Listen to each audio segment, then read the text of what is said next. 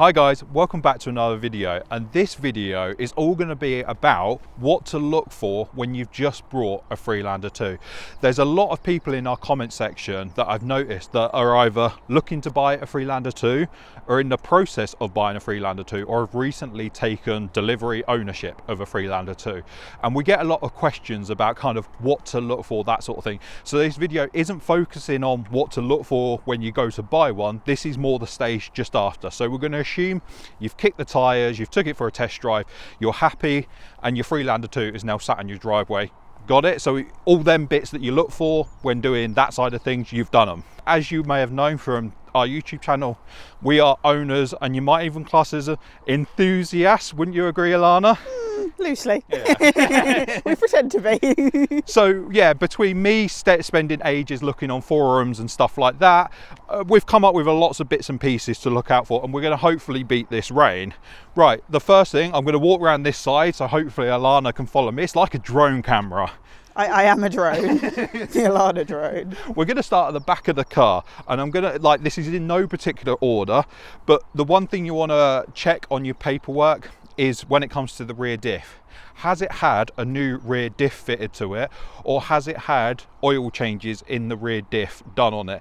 Don't look at the LR service schedule. A lot of people will tell you it's not worth looking at. It's pointless because some of the service intervals are too far apart. The one video to go and look at is we did a video what to service and when, probably in this location actually, that will give you all details of when things should roughly be serviced when you actually own one of these and not what Land Rover states. But yeah, the rear diff oil, if it hasn't been done, get the rear diff oil changed out as soon as you can, because it basically, with the cogs being all meshed together, little metal filings float in the oil, and as you can imagine, over time and time, then metal filings build up, and before you know it, it's doing excess wear to your rear diff, and you'll end up with a knackered rear diff. A lot of these cars do sometimes suffer with a knackered rear diff because, like I say, check your information that it hasn't had a new rear diff fitted to it. Next thing on the list, just going to crouch down a bit. Rear heat shield, a heat shield above the exhaust. That's another pointer. The fixing, where it fixes to the car, they rot away, and then the exhaust heat shield drops. You've got two options to go for. One is being that you just change out the heat shield, like change it out or refix it to the car somehow, or the other option is just to remove it altogether. Different people sit on different sides of the fence. We've got rid of ours because it was just sat on top of the exhaust, just bouncing around, and so far, I think Alana will agree, we haven't actually noticed any difference. Nope, so no difference at all. It's not like there's any excess heat coming through through to the boot or anything. I'm sure it has its reasons. Next off, most importantly, Haldex. For those of you who don't know what a Haldex is, in short, load of clutch plates soaked in oil, sat on the back of the car between the prop and the rear diff, and when they're open, no drive gets to the rear wheels, and then when they're closed up together, drive gets to the rear wheels. This is something that Land Rover state as an on-demand coupling in their information. You will not see a service schedule for it anywhere on the LR documentation. It might have changed recently, I don't know. They never got service when these cars got brought out. The Haldexes ended up going up the Swanee because they didn't get touched, because they were filled for life sort of thing. If it hasn't had regular oil changes, get an oil change done. We have done videos about the Haldex as well. Even if it's had oil changes done, probably best take it to somewhere like Muddy Mods, or check your Facebook groups for another approved garage or something that will do a proper job, because a lot of places they'll drop the oil out and they won't actually clear the mesh in front of the actual pump motor, and that gets all gunked up with stuff. So even though it's got lovely fresh oil in, the mesh in front of the pump will all be gunked up. That'll overheat the pump or just cause problems, and you'll end up with a knackered Haldex. Next up, suspension springs, another area. They like to crack quite easily, well, not easily, but as they get old, they like to crack. Really give them a good check, take off your wheels, have a good look inside, check that the springs are all good. Obviously the shock absorbers, they are one thing, but the springs, what you don't want is people, unfortunately, have had bits of their spring fly off and end up in their tyre. So make sure springs are all good. Rear subframes, I've noticed, I don't know if this is a location thing about where people buy, where they keep their Freelander 2s, whether it's more of a coastal thing or not, but a lot of these Freelander 2s are now suffering from rotten rear subframes, so give that a good check over.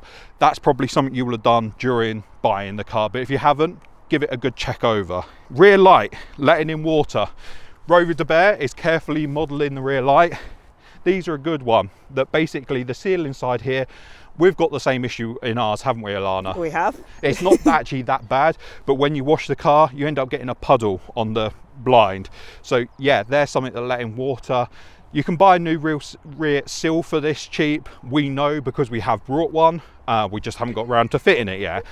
And some people do silicone them up, horses for courses. Next up, rear wiper motor. Be careful with this, give it a good test, make sure it wipes proficiently, is probably a good way to say it. If it looks like it's pretty slow or struggling, take the cover off, check inside. I don't think the motors are that too expensive to kind of buy and replace overall, but this is something that when they get stuck, they heat up and they generate a lot of heat, and I think there has been reports of potential fire in this area, so just make sure the rear wiper works. And also, boot lid. I don't want to open it up too far because Road the Bear will take a tumble. Oh. Oh. Come on, sit yourself up straight. Yeah, make sure that works, because the micro switches in this part go. I think you can get a new section for it or something. We've been quite lucky so far that ours hasn't gone yet, but I'm sure, touch wood, I'm sure we'll suffer from it at some point. Go into the middle of the car, check. Obviously, we haven't locked the car. Alana didn't just fall down the curb. No, just I did a jump and I realised how janky it was. But yeah, the car's not locked, so. But just make sure the doors open close. I'm sure that would have been another thing you would have checked on test drives, checking the car, that sort of thing. But also lock the car, make sure the doors actually all lock. Another weakness of the Land Rovers is little tiny plastic parts can break inside the actuator, and on top of that, the motor inside, it's a little tiny motor. You've got two options really. You either change the whole actuator in the door, or if you're clever enough and you're careful enough, you can open up the actuator, take the motor out. I think it's like AliExpress or something, you can buy the little tiny motors from and just replace it, replace all the gubbins inside, and you're as good as new. It costs you about a few quid. The other thing to do is open up the door and have a good check down in this area where I'm pointing here, especially down towards this bottom bit, because that's where rust likes to form, down here in particular. Your car, obviously, let me just shut this door, probably won't come with rock sliders. You'll have plastic trims. Also, these plastic trims, get them taken off and have a good look underneath them, because a lot of salt, dirt, grime and everything likes to end up down there. Probably get some spare plastic clips, because the chances are when you take these off, the plastic clips will break and you probably won't be able to get them back on again. But I think if you go to vehicleclips.co.uk or something like that, they sell all them sort of bits and pieces there. But yeah, the plastic trims, get them taken off. You'll have a seal cover probably where this rock slider is. That's where a lot of the gunk likes to hide, and if it's not cleaned and protected, that sort of thing, that will all rust out. And also a good one from I'm just going to stand this side, Warren at Muddy Mods. He left a comment on the Freelander 2 off-road group for me to basically say, if you haven't already checked it, make sure your prop shaft is there, because that's a really good point. What a lot of people like to do to avoid high bills and stuff like that, and to avoid dealing with rear diffs, Haldexes, that sort of thing, is garages and other people like to take off the rear prop shaft, and that basically disables the four-wheel drive system. And yeah, you can get the gist of what they're trying to do. So make sure that it has actually got a prop shaft that connects to the diff, and that you have actually got four-wheel drive on it. And also, let me just get this out, get yourself one of these Autel AP200 or something equivalent to this. Maybe you've already got a diagnostics thing, who knows, but if you haven't, get yourself one of these. It'll pay for itself 5 times over. Fantastic at scanning the car for codes. The one thing I'd advise you to do is to clear the codes on your car. Don't plug it in, see the codes and get frightened, because a lot of them codes will be old, electrical glitches, that sort of thing. Plug it in, clear it, and then go out for a drive, spend a week driving your car, whatever, then plug it in, see what you get back. If your ECU's clear, you're on to a winner. And obviously if it's not, you know what faults you've got to deal with. But yeah, I've done videos on this. Go and check our channel. Fantastic bit of kit. Costs something like, I think it was like 80 quid or something.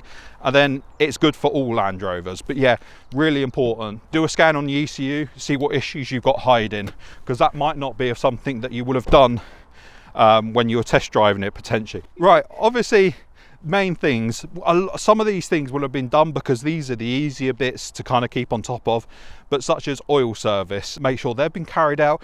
These engines really don't take much. They're a Ford Peugeot derivative type of engine and they're pretty industrial, so you really can't go too far wrong with the maintenance, you wouldn't have thought, side of things. But yeah, make sure oil services are done. Air filter, make sure that's all clean and nice looking, it's not all grotty. Also, the real important bit, unfortunately I can't show you because it's really awkward, but if you come around here, Alana, and just point the camera that sort of direction, but at the bottom here, over here, you'll have a little one-way valve that if you take out the air filter, undo the airbox, take out the air filter and have a look down inside. If you can see a round hole and you can see through to the bottom of the car, that's bad news. You might want to address that because basically what's in the bottom of this airbox is a one-way valve that if any water gets in, it should let it out, but it should never let water in anyway. Unfortunately, Land Rover fitted a really cheap rubber part, which worked fine for the first 8 years of its life, something like that. And then the rubber perishes, falls out, and people are totally unaware, so you've got a big hole in the bottom of your airbox, which then allows water to spray up inside. Why that is so bad is basically the air filter then gets soaked with water, that then stops doing its job. It either suffocates the engine because it can't actually suck air through to it, or on the worst case scenario, it will actually start to ingest the air filter. Really bad times. What you can get is, I'm not promoting Muddy Mods by deliberately, but Muddy Mods have brought out like a duck bill kind of one-way valve that you can install on the bottom of your airboxes. We've got one of them fitted to our car. I'd highly recommend that if your one-way valve isn't working, check out the Muddy Mods website and buy yourself one of them. Super easy to fit. We actually got Warren to do ours because our car was up there for other work, but yeah, you can do it yourself. It's not that difficult. Also, cabin filter. Check that that's all nice and clean. You know, all little bits, just go through the car meticulously, spend a day checking these little bits and pieces. We're going to come up to the next bit, diesel filter, and if I get Alana to point the camera in that sort of direction, it's basically just where this cover is, it's behind this cover. Why that is important, get it changed if it hasn't been changed recently, but also check what brand it is. We've got videos on our channel again of this. A lot of the diesel filters, they don't have the valve in the top which regulates the temperature of the fuel. So if you get a cheap diesel filter, basically the fuel will keep going into it hotter and hotter and hotter, then you'll end up restricted performance, limp mode, that sort of thing. Make sure you get a Perflex, genuine Land Rover. We've had a Bosch before and it's worked fine for us, but I have seen reports on the forum very recently about someone having a Bosch filter and that causing them issues. But if you can go genuine Land Rover, Coopers, Perflex is the genuine OEM that you can't go wrong with. They have the thermostatic valve in the top of it, really important. And like I say, if it hasn't been changed in a while, get it changed out. Next up, coolant, obviously typical, won't go into it in too much details. Make sure it's had coolant changes. Power steering fluid, reservoir, another important bit. If I get Alana to pan to there, why is it so important? Well, in the bottom here, you won't be able to see it on camera, but when the fluid comes back to this pot, basically there's a filter that filters the fluid coming back. Annoyingly though, these are not, you could clean it. I've seen videos of people trying to clean it, but 9 times out of 10, the mesh ends up breaking and it's just a pointless exercise. So if you've got no information about if the power steering fluid has been changed, get the power steering changed through. We've got videos on our channel about that as well. Get it changed out and also change the reservoir pot at the same time, so you've got a nice fresh filter in there, because a lot of people and a lot of garages will swap out the fluid but not change the pot, and all that happens is that mesh filter keeps getting blocked up and blocked up. More and more pressure is needed to push it back in, and as you can imagine, things fail. One thing that we found is when we did that, be prepared and have the bank balance for a new pump. As weird as it might sound, if your pump's basically on its last legs, you might find that when you change the fluid, that's what finishes it off, because it happened to ours And I've since seen it happen to other people's when they've done the same thing and they've had the same outcome. I can only assume it's where the pump is on its last legs. You put it through a bit of a workout, changing the fluid, and it just gives up at that point. But yeah, we ended up having to change the pump at the same time. So just keep that in mind. But main important, change the fluid. If it hasn't been done, change the pot. Next up, we're getting there. We ain't got much more to go. And breathe. And breathe. Battery. Check your documentation if you've got any for your car. Has it had a battery swap in the last 4 to 5 years? Something like that. Some people report that their battery lasts an awful lot longer than that. Other people report they get to 3 years and the battery's already knackered. So if you haven't had a new battery on your car, probably think about getting one of them put on, like a nice, check the forums for a nice, powerful, decent battery. The reason why I say is there's quite a lot of electronics on these cars and they're very sensitive to battery voltage, and once the battery gets to about 50% of its life, and it's more than capable for a lot of other different applications, it's not going to be much good for the Freelander, because what they've fitted onto this car is pretty much what it needs. So as soon as it starts degrading, that's where things all go a bit wrong. Another thing that from the Freelander 2 off-road group, if you haven't joined that community, go and join it, as well as the Muddy Freelander group, because both of them, join them on Facebook, you'll be inundated with people with excellent knowledge. Timing belt.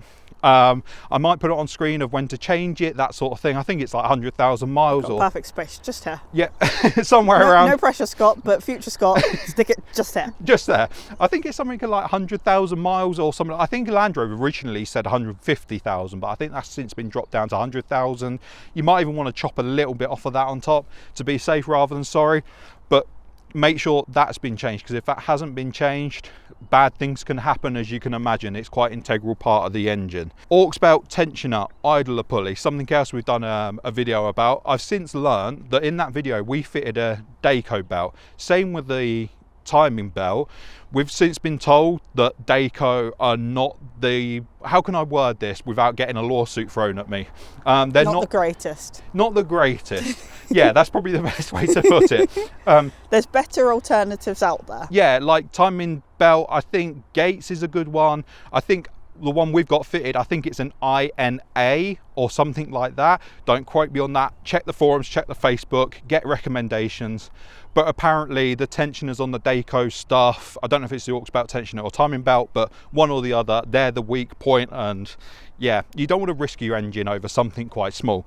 But the aux belt, tensioner, idler pulley, a lot of people do forget about them and then they end up squeaking. I'm just going to come around here because basically, yeah, I think it's down in this area. I'm probably, yeah. I'm not going to try and film it. You can't see it anyway. Basically, imagine just down there. Yeah, it's basically, there you go. If you come, there you go. It's basically there. Like I say, we've done a video on it. You go in through this wheel arch here, and it's not a bad little job to do if you've got a bit of muscle on you to pull back the tensioner. But basically, what can happen is the aux belt, obviously, you've got that side of things that can fray and perish. The tensioner, that can obviously keep tensioning it, but eventually that'll run out of movement. The idler pulley, they do like to seize up. Second, I'm going to pop around here again. Second earth install. I don't know if you'll be able to see this, but if Alana pokes the camera, I'll probably do it in edit, but just in that sort of area. There's basically a cable on our car that runs from the battery and runs all the way down to the gearbox. If you've got an earlier Freelander 2 that don't have start-stop on it and it hasn't got a second earth cable installed on it, have a look at installing that. It's all over the forums and Facebook and stuff like that. Basically, when Land Rover first brought this car out, it came out with one earth cable, and a lot of people realised that it was suboptimal. It kind of needs two. So you've got a choice. You either run an earth cable from the battery to the starter motor and earth it that way, or battery to the gearbox. But if you haven't got a second earth on it, maybe get that installed. Gearbox oil. Another quite crucial thing, if you've got a manual car, it's a lot easier. I think it's a simple case of drain it out, fill it back up again, and just keep filling it until it runs out. Not that difficult a job. Auto boxes, from what I read, it's quite difficult to service them because basically you can drop the oil out, you measure it, but not all the oil will come out due to all the stuff that's inside of it. It will hold a large amount of oil still in it. So you've got two options really. There's, I think, one method which is a case of you then drop out if, say for example, 700ml of gearbox oil, you then put 700ml back in, run it, drop it back out, and do it that 2 or 3 times to basically just keep mixing it in with the old stuff, and eventually it'll fill up with new stuff. There's that side, or I think there's a way of starting the engine and do it that way, but I don't know about that method, and I'm not going to tell you about it if I don't know. But get the oil changed, especially on auto boxes, because a lot of people turn around and say that on the auto box, when you've changed the oil, the gear changes are so much sweeter and nicer, and just the box works so much better. But like I say, with a manual one, more cogs, more metal filings, get the oil dropped out if it hasn't been. Fan, it sounds really crazy. Make sure the fan works. Try and get the car nice and hot. Make sure that it cuts in at the correct point and it cuts back out again. Some of these cars do suffer with wiring issues where the fan either doesn't cut in or it just runs non-stop or something like that.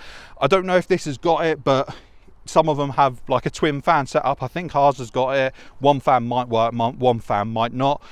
The fan should cut in when you activate the aircon, because that helps the aircon system and cools, I think, the aircon rad, the condenser. Another thing, I think it's going to be round this side again.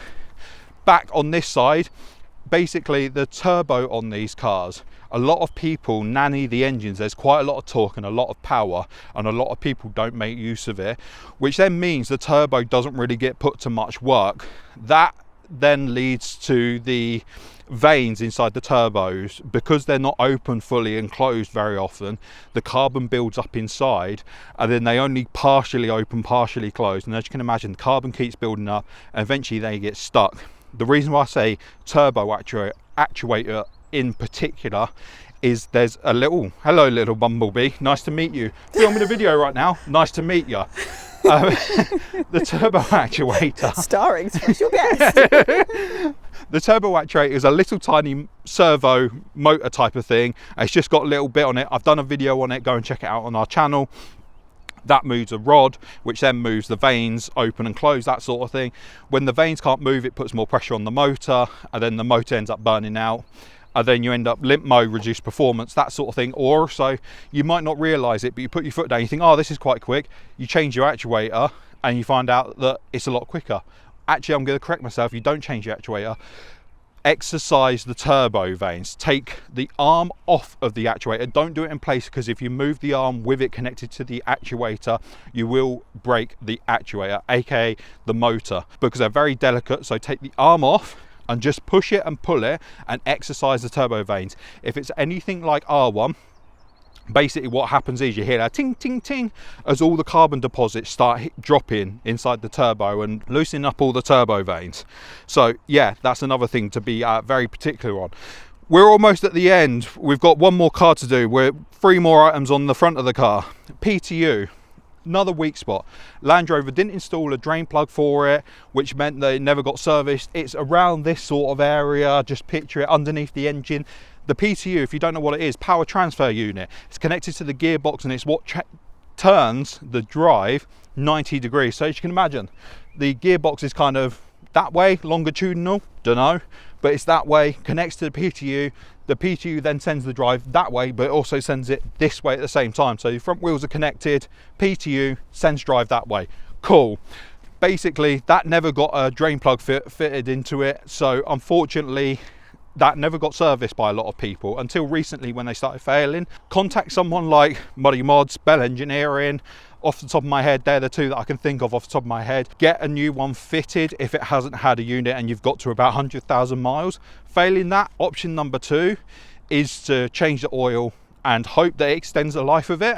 Option number 3, which is one that we're taking, and I think if we're known in advance, we might have changed the oil in it, because we took the idea that we've got a PTU in it, we don't know if it's been serviced all its life, probably not, so we're just going to wait for it to die. 3 years later and a lot of miles, it's still not died. So that's good. We don't want it to die. We don't want it to die, but we're not changing oil in it, so it's going to at some point. But yeah, that's your other option. Just run it until it dies, change out a new unit, then start servicing it. But I think even then, I don't think it needs to be serviced that regularly. Throttle bodies on these, gonna pop round here just to keep Alana on her toes. Basically, if I point there, see if you can get, like, just here, Alana, see if you can get the camera to this, just to have a vague idea of where my fingers are. I can see your fingers, we're close enough. I believe that's the throttle body, and that is quite a weak component. in particular the area that I was pointing dirty. Basically inside that throttle body is plastic cogs, and over times where the throttle body opens when you start the car and closes, or vice versa, I don't quite know how it works, I'm not a professional in that sort of area, but as it keeps doing that, the plastic cogs wear and eventually they'll strip, and it'll lead it to, I think it fully closes, so you end up with reduced performance again. If you haven't seen any documentation of a throttle body being replaced on this car, or the car that you've brought should I say, then get yourself ready just to buy a throttle body. They're not expensive, you can pretty much do it yourself. We did it before we started filming videos, we managed to do it between ourselves, so it's not that bad of a job to do. But it's another area that, don't be surprised if it hasn't had one fitted for a long time, another area to keep on top of. Rubber hoses, like I say, quite a lot in this department. Rubber hoses, not necessarily because this plastic, but as you get past this bend, it turns into a rubber hose down towards a turbo. Basically there's about 4 different hoses in the engine compartment, going to the turbo, going to the intercooler, coming out of the intercooler. They're another thing. Rubber, they perish, so don't be surprised if you put your foot down in something like this, the boost builds and you tear a hole in it. Also, some Freelanders have been known for rubbing in certain areas and it chafes a hole through the turbo hose. So yeah, it's another area that, just be aware that if you haven't had turbo hoses replaced on your car, it's another area that might need work doing. Coming up to winter time, glow plugs, they're another important part. Basically with these Freelander 2s, they barely use the glow plugs during summertime, spring and autumn. The only time they're really used in winter, although I am going to correct that because officially they get used every time you start the car up. They get briefly used for emissions controls to keep the emissions down, but to actually properly use them, they don't really cut in. I think it's until the temperature sensor on the mirror, and I think there's an engine cooling temperature sensor, when they get to below a certain threshold, glow plugs kick in. Unfortunately, because the glow plugs are barely used, they often wear out, and it's another area that you might get to winter time and the car struggles to start. So another department, just keep in mind. Also check out our video, because there's 2 different types of glow plug on this engine, one for this model of Freelander 2, and there's a different voltage and a different thread type, I think, for another, I think it's the facelift Freelander 2 or something like that. Check out our video, which I'll link to.